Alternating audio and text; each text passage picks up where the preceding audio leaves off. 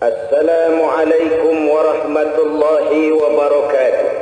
Waalaikumsalam warahmatullahi wabarakatuh. Bismillahirrahmanirrahim. Alhamdulillahi rabbil alamin. Wassalatu wassalamu ala ashrafil anbiya'i wal mursalin Sayyidina wa maulana Muhammadin wa ala alihi wa sahbihi ajma'in, amma ba'du. Saudara-saudara kaum muslimin rahimakumullah, kepada saya panitia meminta agar membicarakan tentang bagaimana sikap kita menghadapi musibah yang kita alami sekarang ini. Tentu saja ini erat sekali kaitannya dengan penderitaan kita sebagai bangsa, di mana kita sedang dihantam warang bernama krisis moneter. Demikian populernya penyakit ini, sampai-sampai tukang kangkung tetangga saya saja ngerti ketika saya tanya, "Kangkungnya mahal amat, Bang?" Dia jawab dengan tenang dan meyakinkan, "Monitor, Kiai." Nah, macam-macam sikap orang menghadapi musibah, kesulitan, bencana yang tengah kita hadapi sekarang ini. Ada yang bilang ini ujian, sementara ada yang berpendapat ini teguran. Ada juga yang lebih ekstrim, ini adalah azab. Bagaimana persoalannya? Mari kita lihat. Agama mengajarkan kalau orang baik-baik mendapat musibah, itu yang disebut ujian. Orangnya beriman, dekat dengan Allah, suka menolong yang memerlukan pertolongan, hidup di tengah masyarakat menebarkan kedamaian. Orang seperti itu mendapat musibah, bencana, kesulitan, itu ujian namanya. Kenapa diuji? Tentu akan naik kelas. Rasulullah sallallahu alaihi wasallam pernah mengatakan, "Innallaha idza ahabba 'abdan ibtala." Sesungguhnya Allah Subhanahu wa taala apabila mencintai seorang hamba, diujinya hamba itu. Krisis moneter ini merupakan ujian untuk siapa? Untuk rakyat Indonesia. Kenapa? Umumnya rakyat ini kan tidak banyak ngerti persoalan. Umumnya rakyat ini kan nerima saja. Kenapa dia harus menanggung beban hidup yang begini berat? Harga-harga bukan lagi naik, harga itu pindah. Kalau naik ada grafiknya, 1, 2, 3 itu naik namanya. Tapi kalau 1.000 jadi 3.000, 3.000 jadi 7.000, itu harga pindah, bukan naik. Kenapa rakyat harus menanggung beban begini berat? Ujian. Kenapa diuji? Mau naik kelas. Kalau luluslah kita menghadapi kesulitan ini, kita akan punya kekebalan luar biasa menghadapi kesulitan-kesulitan dari masa yang penuh tantangan di masa yang akan datang. Apalagi sebagai bangsa, kita ini tumbuh dan berkembang memang dari berbagai kesulitan. Kita bangsa yang lahir dari berbagai penderitaan. 350 tahun kita dijajah oleh Belanda, sulit. Pergi Belanda, masuk Jepang, sulit lagi. Berangkat Jepang, datang nikah, sulit lagi. Lalu masuk era kemerdekaan, menghadapi berbagai macam pemberontakan, ya TI, ya TII, ya Permesta, sampai kepada G30 SPKI, sulit lagi. Orde lama tumbang, muncul orde baru lama, jadi lama lagi. Sulit lagi. Kita tumbuh sebagai bangsa secara up and down. Pasang surut, timbul tenggelam, pasang surut, timbul tenggelam. Kita bukan bangsa tempe yang mudah menyerah kepada keadaan. Kita bangsa yang ditempa oleh berbagai macam kesulitan. Kita bukan bangsa yang kalau menghadapi kesulitan lalu terpuruk seperti ayam sampar, hidup segan mati tak mau. Kita bangsa yang menurut sejarahnya ditempa oleh berbagai macam penderitaan dan kesulitan. Nah, kalau diuji tentu kita harus bersabar. Buat rakyat musibah ini, bencana bencana ini, kesulitan ini merupakan ujian. Kenapa orang yang baik-baik yang diuji? Saudara-saudara, yang ulangan itu pasti anak sekolah. Kalau nggak sekolah, nggak perlu ulangan. Mau naik kelas berapa sekolah aja enggak. Makin tinggi kelasnya, makin berat soal ulangannya. Demikian juga ujian. Justru orang yang baik-baik menghadapi kesulitan yang tidak dia inginkan, itu yang merupakan ujian. Nah, kalau orang setengah baik mendapat bencana, musibah, kesulitan, itu bukan ujian namanya, itu teguran. Orang setengah baik itu ya separuh-separuh lah, 50-50. Bangsanya pahala mau, dosa seneng. Ya itu separuh-separuh. Sholat rajin, maksiat tekun. Sedekah tapi korupsinya lebih gede dari sedekahnya. Bingung malaikat. Sedekah lipstik namanya. Lipstik itu kan buat ngumpetin bibir pucat. Buat ngumpetin korupsinya, dia sedekah juga, melakukan fungsi-fungsi sosial, cuma buat ngumpetin korupsinya yang gede itu. Sedekah lipstik namanya. Orang separuh-separuh begini, kalau mendapat kesulitan, itu bukan ujian, itu teguran. Kalau ditegur, harus berani introspeksi. Perbaiki yang kurang dan kurangi yang memang berlebihan. Yang paling celaka itu kalau diuji kita tidak sabar, ditegur kita tidak tahu diri. Padahal hidup ini dengan sejarah syarat mengandung contoh-contoh buat kita semua. Jikalau kita merenung, para Rasul Allah itu kan misinya baik, mengajak orang ke jalan yang benar, menyelamatkan manusia dari kegelapan menuju tempat yang terang benderang, dari berpecah belah menjadi bersatu, dari biadab menjadi beradab, dari ketergantungan kepada benda menjadi yang bertauhid. Kenapa mereka menghadapi berbagai kesulitan, tantangan, rintangan, diuji, dicoba, digembleng? Saudara baca sejarah. Dalam Quran Allah menyatakan la nufarriqu baina ahadin mir rusuli. Kami tidak membeda-bedakan para rasul. Dalam arti semua berjuang, semua menderita, semua diuji. Tidak ada rasul yang dianak emaskan. Ada rasul yang dilontari kotoran unta, dijerat lehernya dengan kain, difitnah, mendekam dalam penjara tanpa dosa, dikejar-kejar dan dibantai oleh umatnya. Tetapi sekali kaki melangkah ke depan, pantang surut mundur ke belakang. Belum pernah ada nabi minta berhenti, belum pernah ada rasul minta pensiun. Makin berat cobaan, ujian, makin mantap prinsip dan pendirian. Dalam menghadapi kesulitan, ini yang kita jadikan panutan. Nah, kalau ditegur introspeksi, perbaiki yang kurang, kurangi yang memang berlebihan. Yang kita lihat kadang-kadang diuji tidak sabar, lalu gerasak gerusuk. Ditegur tidak tahu diri, tetap saja merasa benar.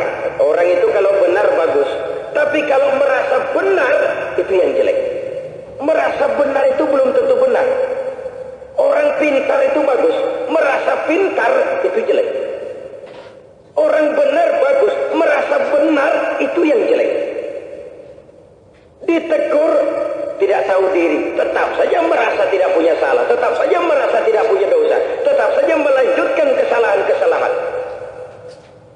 Hilang sifat introspeksi. Nah, kalau orang jahat menghadapi musibah, menemui kesulitan, itu yang persekot, itu yang azab. Saudara-saudara kaum muslimin rahimakumullah, menurut saya kesulitan yang sedang kita hadapi sekarang ini, dilihat dari sudut rakyat, ujian. Dilihat dari segi pejabat, para pengelola negara, para pengambil keputusan, ini teguran. Agar tidak saenake udle dewe di dalam mengelola dan mengatur negara ini. Yang diuji harus sabar, yang ditegur harus bisa introspeksi. Memperbaiki segala yang kurang, mengurangi yang memang dirasakan berlebihan. Nah, kalau tidak terganti kerancuan, yang diuji tidak sabar, lalu terjadi tindakan-tindakan anarkis, pemaksaan kehendak, dan pemaksaan kehendak itu pun merupakan tirani. Yang ditegur tidak tahu diri, tetap saja merasa tidak pernah berbuat salah. Akan timbullah kerancuan dan tidak akan pernah terselesaikan masalahnya. Ini dari sisi agama kita memandang musibah. Lalu bagaimana kita menyikapi musibah yang seakan berkesinambungan ini? Musibah kok terus-terusan? Kalau kita runtun coba, dimulai dari kemarau panjang, panen gagal, air sulit, lalu musibah di mana-mana, mulai dari pesawat jatuh, kapal motor tenggelam, tabrakan di darat sudah nggak terhitung lagi, belalang ngamuk di Lampung, ribuan hektar ludes, Merapi di Jawa Tengah batuk, batuknya bikin orang ngeri. Musibah beruntun.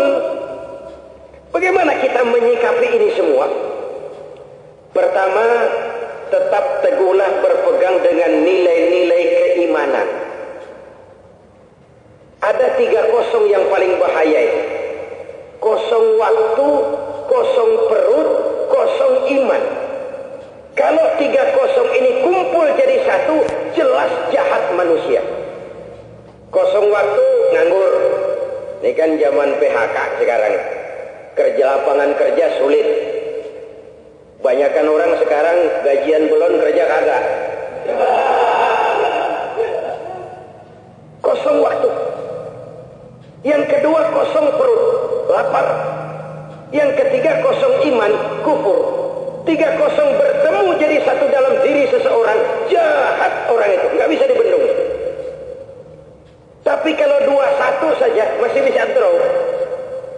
Kosong waktu, kosong perut, tapi penuh iman, dia masih bisa berkata, Mas, saya memang lapar, tapi daripada mencuri, mengambil yang bukan milik saya, lebih baik saya puasa. Satu sisi saya menahan lapar, sisi lain saya tidak merugikan orang, dan sisi tertingginya saya melaksanakan ibadah. Masih terkendali. Masih ada keseimbangan dalam kehidupan ini. Itulah sebenarnya harus menghadapi kesulitan semacam ini, harus dengan memperkokoh fondasi keimanan. Karena di sini letak sesungguhnya adalah pembentukan faktor sumber daya manusia. Tanpa nilai-nilai keimanan, ini yang kita lihat sekarang ini. Yang disuruh ngurus laut, jadi bajak laut. Yang disuruh ngurus hutan, jadi orang hutan. Yang disuruh ngurus beras, jadi kutu beras. Rakyat sibuk kemana sembako, rupanya yang nimbun yang ngatur sembako. Kan brengsek temen yang kayak begitu. Dalam situasi sulit seperti ini kok tegel-tegelik. Kok sampai hati rakyat lagi ngap-ngapan cari beras, malah menimbun beras, membiarkannya sampai membusuk. Ini kan kemana nilai-nilai keimanan ini? Dari sini segalanya dimulai. Pembentukan kualitas sumber daya manusia berakar pada nilai keimanan yang dimilikinya. Menghadapi kesulitan ini, perkuat keimanan. Sebab kalau tidak, kita akan mudah goyah. Dan dikala kita goyah, kita akan berpegang kepada apapun saja yang kira-kira bisa kita jadikan pegangan. Walaupun kita akhirnya akan hanyut juga. Berat memang menghadapi kehidupan di zaman sekarang. Tapi dengan mempunyai nilai iman yang kokoh, keyakinan yang kuat, akidah yang tangguh, maka musibah yang lebih besar dari yang kita hadapi sekarang ini pun insya Allah akan bisa kita atasi. Memang berbeda, saudara. Kayak Korea juga menghadapi krisis moneter. Tetapi mereka relatif punya clean government, pemerintah yang relatif bersih. Jadi waktu negara dihantam kesulitan ekonomi, rakyat ngerti ini memang kesulitan kita semua. Pemerintah kita bersih. Ayo kita bantu sama-sama. Mereka bisa memobilisasi dana. Lebih dari 100 ton emas terkumpul untuk membantu krisis ekonomi di negaranya. Kita kena penyakit double di Indonesia. Satu sisi krisis moneter, sisi lain krisis kepercayaan, krisis figur. krisis kehilangan kepercayaan kepada pemimpin. Sehingga waktu rakyat diajak ngumpulin emas, reaksinya malah, ini kan negara jadi begini gara-gara lu, kenapa gua yang mesti ngeluarin emas? Ya krisis kepercayaan, ya krisis moneter, kena kita penyakit ganda. Maka akan lebih kompleks dan lebih memerlukan waktu di dalam upaya menyehatkan kembali perekonomian di negara kita ini. Dengan kata lain, pada akhirnya krisis ini tidak hanya berdampak kepada sektor ekonomi, tapi juga berdampak kepada sektor politik. Namun buat kita rakyat kecil, siapa kek yang mau jadi pemimpin, rasa-rasanya nomor 18 dah, yang penting beras gampang.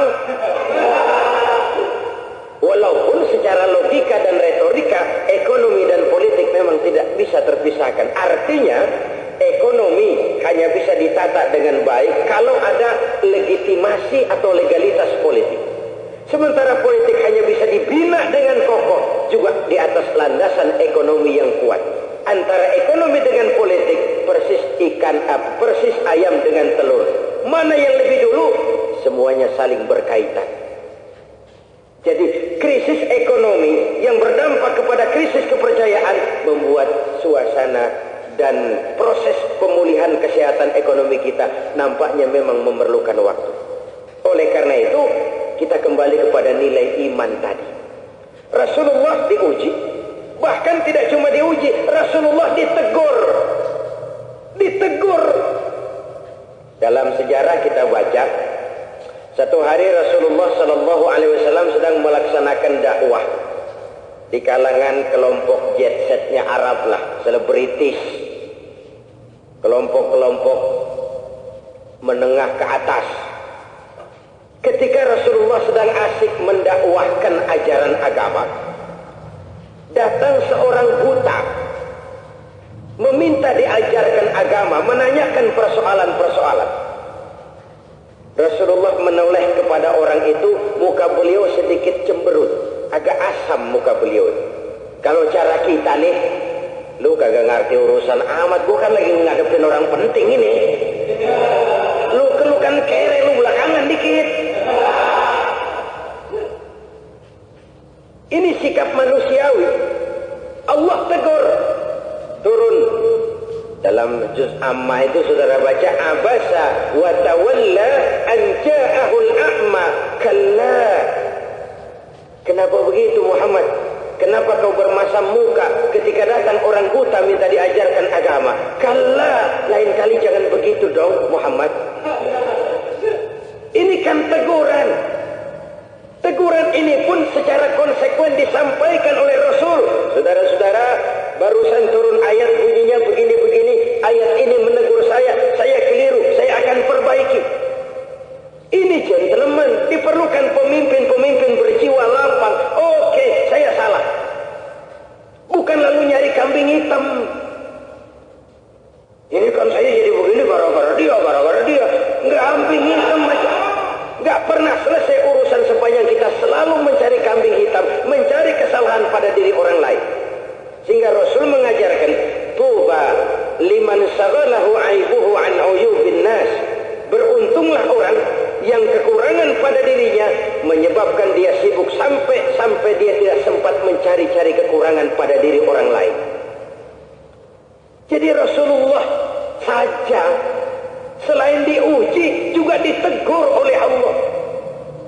Masa kita nih yang manusia biasa ditegur merasa nggak bersalah, merasa bersih, merasa suci, merasa kita telah melakukan hal-hal yang benar. Sedangkan Rasulullah saja pun dengan jujur beliau sampaikan ayat. Saudara-saudara, ini turun ayat negur saya, bunyinya begini-begini, saya keliru. Enggak karena ayat itu negur beliau lalu, wah ini ayat kalau gua sampaikan gengsi nih, gua umpetin aja dah. Korupsi ayat ini kan negur gue. Tidak. Dan dengan sikap seperti itu, orang malah lebih menerima, orang malah lebih respect bahwa tidak ada yang disembunyikan oleh Rasulullah Shallallahu Alaihi Wasallam sebagai pemimpin umat, sebagai panutan, sebagai uswah dalam berbagai aspek kehidupannya. Saudara-saudara kaum muslimin rahimakumullah. Jadi menghadapi musibah yang sedang kita alami sekarang ini, pertama tetap berpegang teguh kepada nilai-nilai keimanan. Ini yang akan memperkaya batin kita. Pada saat kita sulit mendapat kepuasan materi, toh kita hidup ini punya moral, punya nurani. Kenapa kita tidak membahagiakan batin kita? Ini bukan sekedar pelarian karena tidak berdaya menghadapi dunia materi, lalu kita lari kepada spiritual, tidak.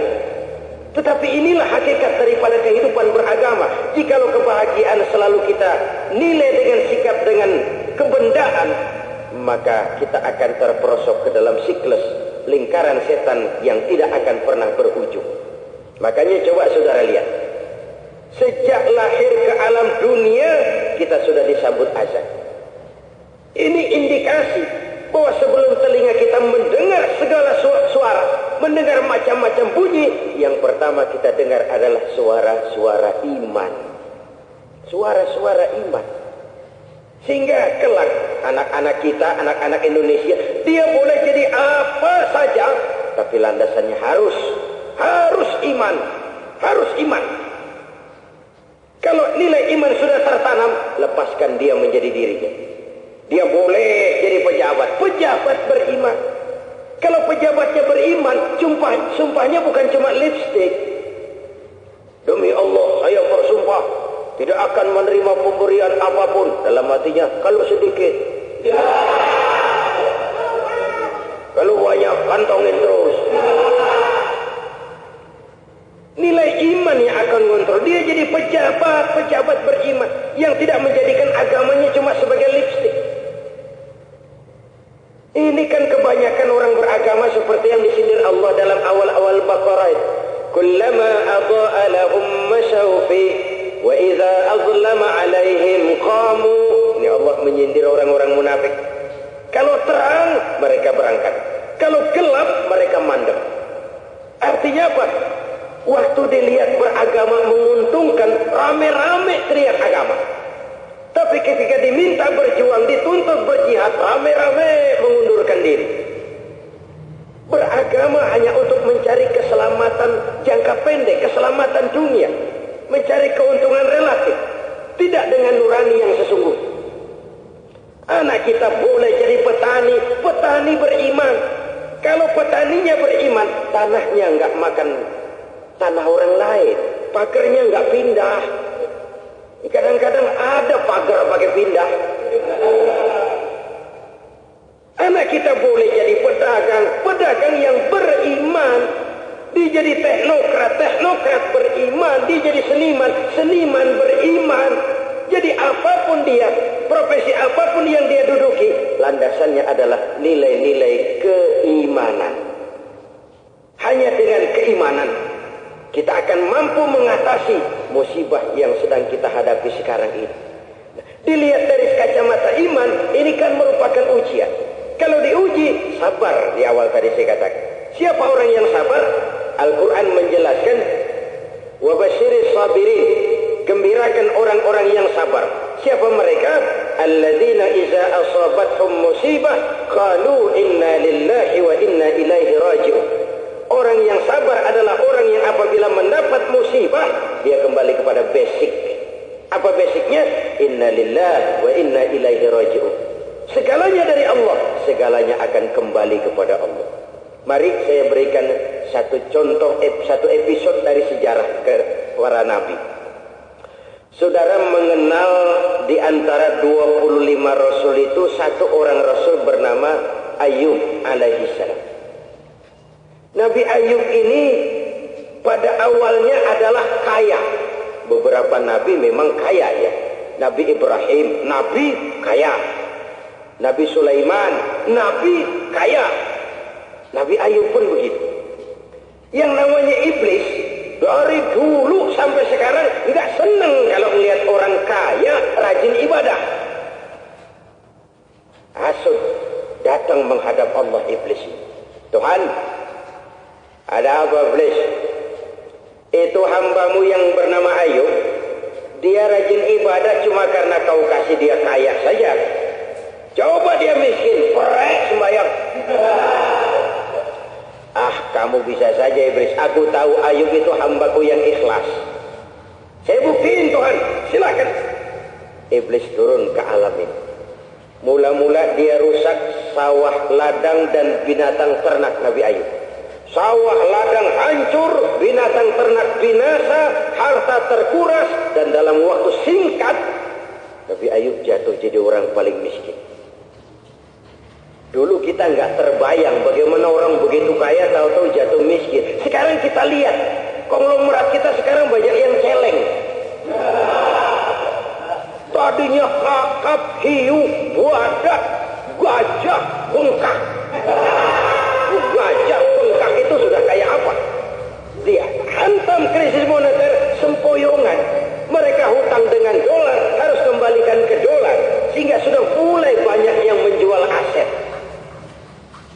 Mudah saja kalau Allah mau menciptakan satu situasi. Tetapi saat terjadi musibah itu, kemiskinan datang menimpa. Nabi Ayub sedang ibadah di mihrab, sedang menyembah Allah Subhanahu wa ta'ala di mihrab dalam masjid. Datang iblis. Saudara Ayub, ya, sedang apa di sini? Ibadah. Nyembah Allah, nyembah Allah.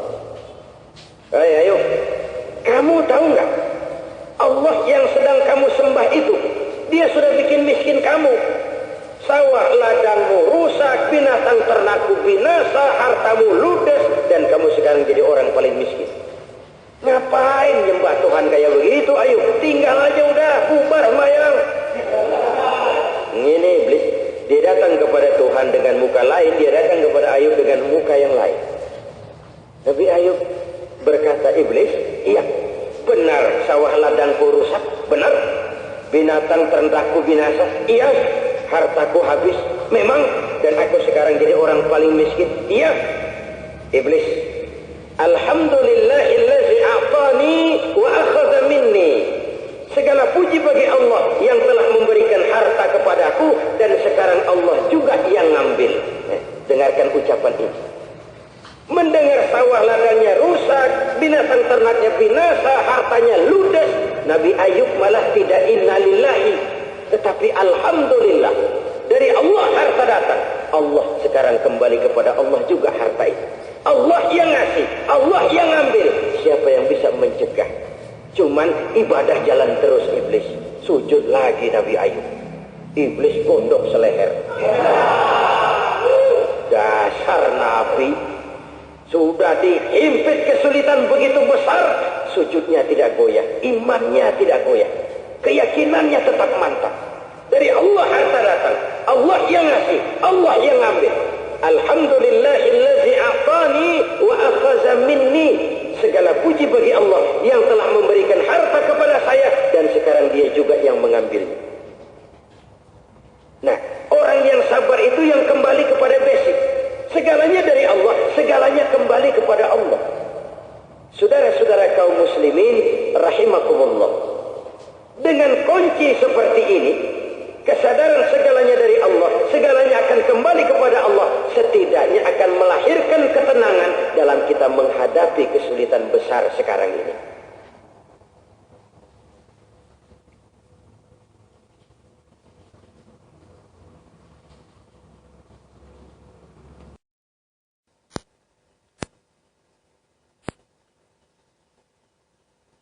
Saudara-saudara kaum muslimin rahimakumullah, sikap kedua setelah keimanan tadi di dalam kita menghadapi musibah dan bencana sekarang ini adalah tetap menjaga semangat kebersamaan.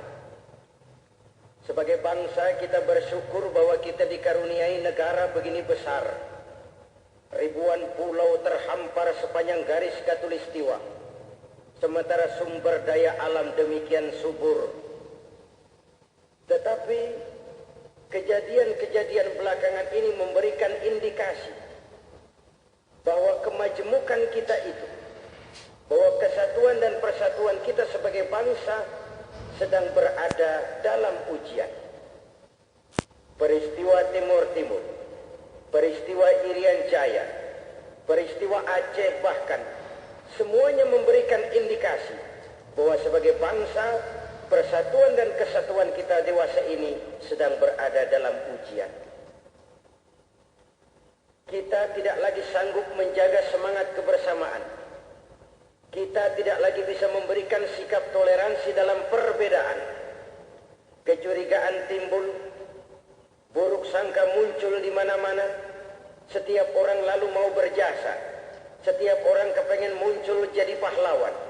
Setiap orang lalu melupakan posisi di mana dia harus berpijak dan di mana dia mesti berdiri. Akibatnya timbul kerancuan.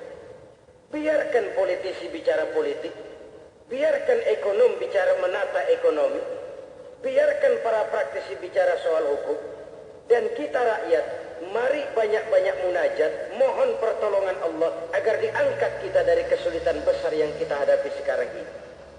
Kerancuan akan muncul kalau politisi menilai ekonomi, ekonom bicara soal politik. Saya akan ambil satu analogi. Tempo hari banyak yang kecele waktu pagelaran Piala Dunia sepak bola. Brazil yang dijagokan itu ternyata kalah 3-0 dari Prancis. Yang jadi pahlawan Prancis, Zinedine Zidane, mencetak 2 gol. Gol indah lahir hasil sundulan kepala. Kenapa Zidane bisa menghasilkan gol indah dengan sundulan kepala? Salah satunya karena ada operan cantik hasil tendangan sudut dari Djorkaeff.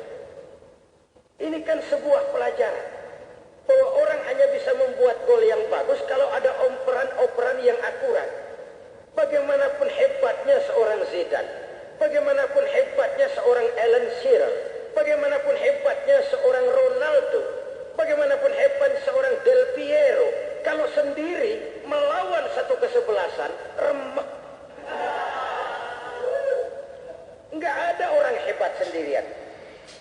Undanglah David Copperfield, tukang sulap dunia ke Indonesia ini. Apa lalu dengan simsalabim abracadabra urusan selesai ekonomi beres? Kita kan tidak sedang mimpi. Karena itu mari kita tahu diri. Mari kita tempatkan diri. Jangan mengalami dislokasi. Ingin tetap berperan, tapi nggak tahu posisinya di mana. Akhirnya ngecaprak. Sana ngomel, kemari ngomel, kesana ngomel, kemari ngecaprak. Nggak ngerti urusan apa-apa.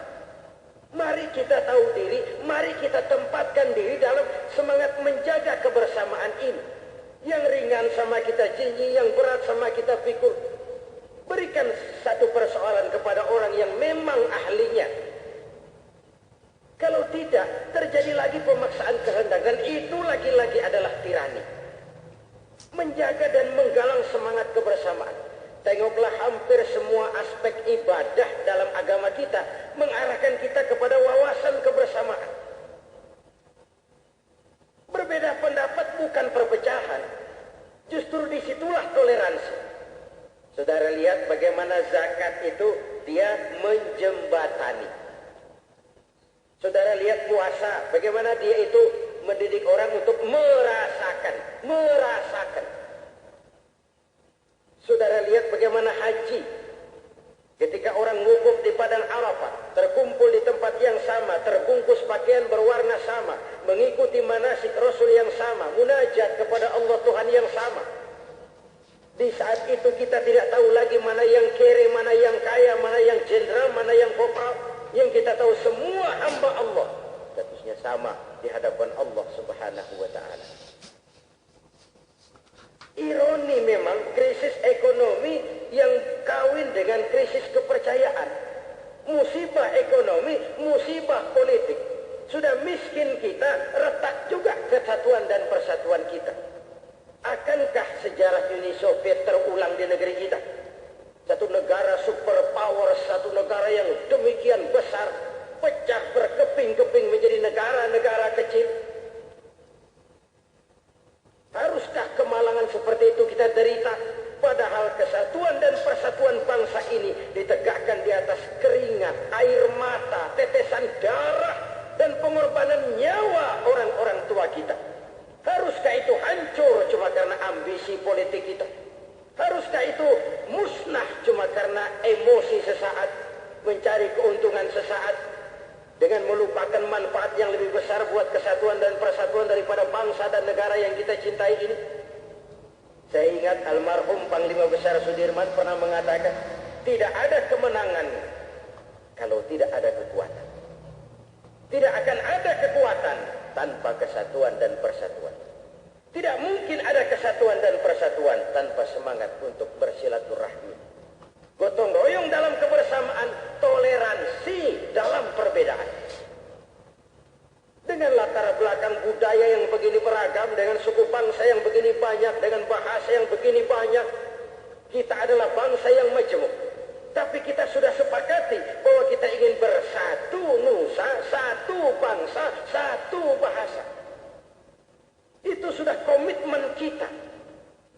Dan cita-cita ini lagi-lagi saya ingatkan, ditegakkan di atas untayan air mata, cucuran keringat, genangan darah, dan pengorbanan nyawa orang-orang tua kita yang mereka tidak pernah sempat menikmati Indonesia merdeka ini, yang mereka tidak pernah sempat menikmati sumber daya alam yang begini makmur.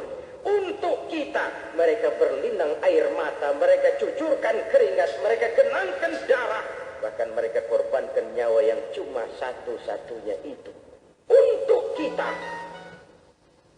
Tidak pandaikah kita menjaga amanat orang-orang tua kita? Larut oleh emosi sesaat, oleh ambisi-ambisi politik yang tidak berdasar. Oleh karena itu, menghadapi musibah, bencana, kesulitan besar sekarang ini, tetaplah jaga semangat kebersamaan. Yang ringan mari sama kita jinjing, yang berat ayo sama kita pikul. Sehingga kalau ada semangat kebersamaan, saya ambil satu contoh dari trik yang dilaksanakan oleh Rasulullah Shallallahu Alaihi Wasallam. Saat itu beliau belum diangkat jadi Rasul. Quraisy bersepakat memperbaiki Ka'bah, renovasi. Ketika batu hitam yang disebut Hajarul Aswad itu akan diletakkan kembali di tempat asalnya di sudut Ka'bah, timbul pertikaian. Masing-masing suku, masing-masing kafilah merasa paling berhak meletakkan Hajarul Aswad di tempatnya itu. Karena itu mereka pandang sebagai satu kehormatan. Nah, akhirnya masing-masing suku itu, kami yang pantas meletakkan Hajar Aswad. Yang lain bilang, bukan kamu, kami. Bukan kami, kamu. Akhirnya ribut, kemudian mereka sepakat. Begini sajalah, yang akan memutuskan siapa yang harus meletakkan Hajarul Aswad ini adalah mereka yang pertama kali masuk masjid besok pagi. Mereka menunggu, dan ternyata yang pertama masuk masjid pagi-pagi adalah Rasulullah Shallallahu Alaihi Wasallam. Rasul lalu dimintakan untuk turun tangan. Ya Muhammad, kami bertikai begini. Terserah kamu. Begini saja. Batu hitam itu, Hajarul Aswad itu diletakkan di atas serban. Tiap-tiap kepala suku diminta memegang ujung serban. Lalu diangkat bersama-sama. Sampai ke tempatnya Rasulullah sendiri yang meletakkan. Dan itu memberikan kepuasan kepada semua suku. Kenapa? Semua merasa diajak. Semua merasa diopeni. Tidak melahirkan barisan sakit hati. Ini kadang-kadang orang timbul emosinya, timbul ambisinya karena merasa kurang diorangi. Orang ngomong ke wong menelo Mas. Merasa nggak diajak, merasa nggak diopeni. Sementara yang nggak merasa diajak ini memang punya ambisi, punya emosi. Lalu ya bakar sana, sulut sini, asapi sana, fitnah sini, makin timbul kerancuan. Jika sedikit-sedikit kita tidak setuju, lalu kita menimbulkan hal-hal yang mengarah kepada anarkis, kapan keamanan ini mau terwujud? Kalau keamanan tidak terwujud, apa mungkin kita bisa menata ekonomi? Apa mungkin kita bisa memperbaiki kehidupan? Apa mungkin kita bisa mengundang modal asing untuk invest di dalam negeri? Sementara mereka melihat, bagaimana gue mau tanam modal di negeri, lo kacau kayak begitu. Bisa-bisa dagangan habis duit buras. Masalahnya memang sedemikian berkaitan. Saya kembali, hampir semua ibadah dalam agama kita mengandung dan mengundang aspek semangat kebersamaan. Dalam komposisi yang profesional. Sehingga Rasulullah berpesan begini, فَإِذَا idza ikhtalaftum fa'alaikum bis-sawadil a'zam ma'al haqqi wa ahlihi. Kalau kamu berbeda pendapat, ikuti orang yang terbanyak, tetapi memang benar dan ahlinya. Ini profesional maksudnya. Walaupun banyak, tapi kalau nggak benar dan bukan ahlinya, nggak usah diikuti, cuma menang geroyokan buat apa? Sebuah ilustrasi. 15 insinyur berbeda pendapat dengan 2 orang kiai tentang doa kunut waktu sholat subuh. Itu yang diikuti pasti 2 kiai, bukan 15 insinyur. Walaupun 15 insinyur bukan jurusannya bab kunut. Sebaliknya, 15 kiai berbeda pendapat dengan 2 orang insinyur tentang konstruksi jembatan. Kata insinyur, konstruksi jembatan supaya kuat harus begini-begini, bahannya begini-begini. Kata kiai, enggak, supaya kuat Yasin 31. Ya keduanya boleh saja, tetapi dalam hal konstruksi yang kita ikuti tentu 2 insinyur. Kalau kamu berbeda pendapat, ikuti yang terbesar, tetapi benar dan memang ahlinya, profesional. Kembali kepada semangat profesionalisme. Ini kan ciri manusia modern, bekerja secara profesional. Tidak lalu trial and error. Coba, gagal, coba, gagal, coba, gagal. Rakyat yang jadi kelinci percobaan. Rakyat yang menderita. Rakyat yang kesulitannya tidak kunjung selesai. Saudara-saudara kaum muslimin, rahimakumullah. Karena itulah Nabi berpesan, alaika bil jamaah. Fa innama ya'kulu dhi'bu minal ghanamil qasiyah. Hendaklah kamu selalu berjamaah, selalu bersatu. Serigala hanya akan memakan kambing yang berpisah dari rombongannya. Bahkan memang menarik. Satu contoh dari bagaimana kehidupan sholat berjamaah menata kehidupan sosial kemasyarakatan. Saudara lihat ya, dalam filsafat sholat berjamaah itu pasti kan ada imam, ada makmum. Itu potret hidup bernegara. Ada pemimpin, ada rakyat. Imam perlu, makmum penting. Pemimpin penting, rakyat perlu. Ada rakyat, nggak ada pemimpin, gerombolan. Ada pemimpin, nggak ada rakyat, pemimpin tuyul. Nah, tetapi, kalau saudara-saudara baca fikih, fikih kan tidak pernah mempersoalkan siapa makmum. Siapa saja boleh jadi makmum. Pak, hafalannya kurang bagus, boleh jadi makmum. Pak, lidahnya nggak fasih, boleh jadi makmum. Pak, orangnya fasik, suka sama dosa besar, boleh jadi makmum. Bahkan Pak, ketinggalan 1 rakaat, boleh jadi makmum. Tapi tidak tiap orang boleh jadi pemimpin. Ini artinya apa? Jadi rakyat lebih gampang daripada jadi pemimpin. Orang jadi rakyat nggak usah seleksi. Pokoknya asal lahir, bro, ya rakyat udah itu. Jadi rakyat lebih gampang. Teriak lebih gampang daripada kerja. Ngomong lebih gampang daripada usaha. Yang ada dalam idealisme kita itu tidak semudah membalikkan tangan untuk mewujudkannya menjadi kenyataan. Fikih ketat kalau sudah memilih imam, enggak tiap orang boleh jadi imam. Siapa yang jadi imam? A'lamuhum, orang yang paling alim di kampungmu siapa tuh? Angkat dia jadi pemimpin. Yang paling mengetahui persoalan bangsanya, lalu bisa mencarikan jalan keluarnya, angkat jadi pemimpin. Yang paling alim, bukan yang paling tua. Tua doang, kalau tua kejemur, kisut. Ini kan sudah isyarat imamah, keimaman dalam sholat, juga kepemimpinan dalam masyarakat. Pak, di kampung saya ada 2 orang sih Pak, alimnya sama nih. Yang mana yang jadi imam? Kalau alimnya sama, yang jadi imam itu kata Nabi afsahuhum, yang lebih fasih lidahnya, yang paling tahu aspirasi rakyatnya, yang paling bisa menyuarakan hati nurani orang yang dipimpinnya, punya sense of politik yang tinggi terhadap rakyat, punya komitmen yang kuat kepada rakyat, fasih. Yang satu alim, pelo. Yang satu alim kagak pelo, yang enggak Kenapa tidak sah orang fasih bermakmum kepada imam pelok? Fikih.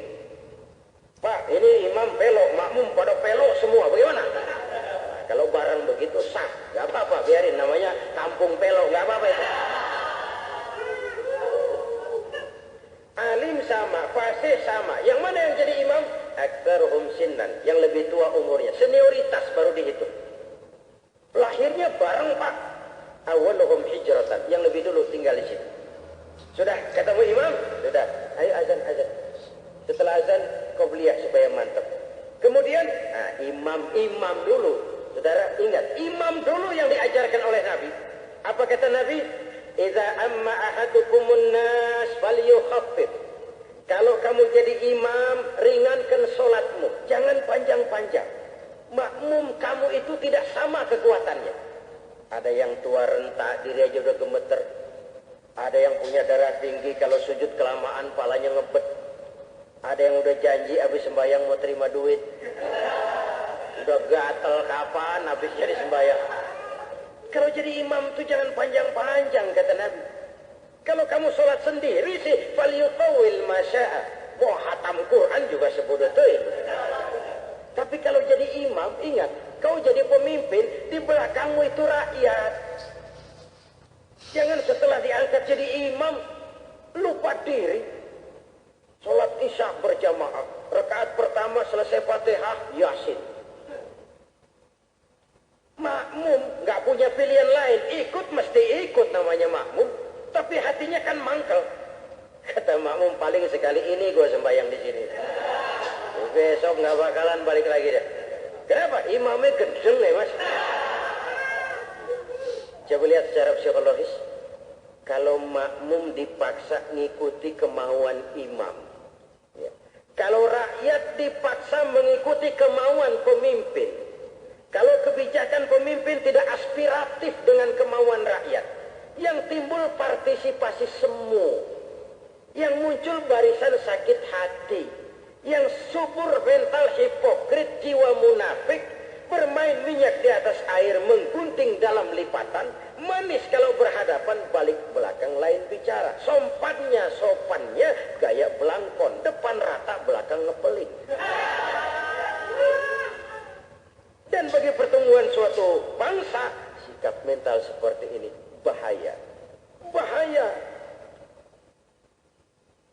Oke. Sekarang makmum wajib ikut imam kalau imam benar sholatnya, itu pasti. Partisipasi kita sebagai rakyat itu pasti. Kapan? Kalau imam benar. Imam takbir kita takbir, imam ruku kita ruku, imam i'tidal kita i'tidal, imam sujud kita sujud. Partisipasi aktif. Kapan? Kalau imam aspiratif. Tetapi masyarakat Islam kan tidak buta. Sosial kontrol tetap jalan. Karena itu di sop yang terdepan harus diisi orang-orang yang sedikit alim. Kalau imam batal dia bisa ganti. Kalau imam keliru dia bisa menegur. Ini wakil-wakil makmum ini. Wakil-wakil rakyat, DPR, MPR. Kok yang ngomong? Kenapa? Makmum yang jauh di belakang nggak lihat imam, akan lihat sop yang di depan. Mestinya ruku, imam sujud. Keliru imam ini. Tegur. Negurnya ada mekanisme, ada aturan main. Subhanallah. Kan begitu. Kalau makmumnya perempuan, imamnya laki, negurnya pakai tepukan tangan. Kenapa? Suara perempuan dalam sholat aurat. Lagian secara psikologis imam keliru. Yang negur perempuan pakai suara. Subhanallah. Suaranya merdu. Imam masih muda, makin kacau. Ada aturan main. Ditegur, subhanallah. Imam cepat-cepat sadar, keliru saya ini. Belum waktunya sujud, mestinya ruku. Bangun, ruku. Ini kemarin makmum jadi emosi. Imam ditegur, nggak berasa salah. Akhirnya keluar jalur, terbentuk DPR jalanan. Karena proses mekanisme tersumbat. Imam lupa daratan. Udah salah, masih berasa benar aja. Makmum udah berkali-kali, subhanallah, subhanallah, subhanallah. Kagak dengar juga, jengkel makmum, ditarik leher imam. Mundur, oi. Oi, salah, oi. Turun.